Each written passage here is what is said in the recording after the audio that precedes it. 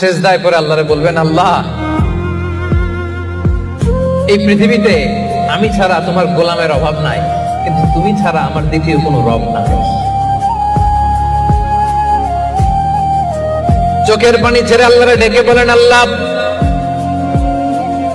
এই জমিনে আমি ছাড়া তোমার গোলামের কোনো অভাব নাই, কিন্তু তুমি ছাড়া দ্বিতীয় কোনো রব আমার নাই, তুমি ছাড়া দ্বিতীয় কোনো জায়গায় চাওয়ার সুযোগ আমার নাই।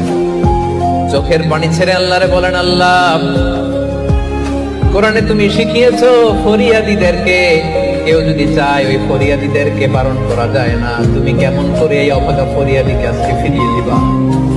চোখের পানি ছেড়ে আল্লাহর কাছে চা, সব তিনি দিয়ে দিতে পারেন। চিল্লায় বলেন ঠিক কিনা?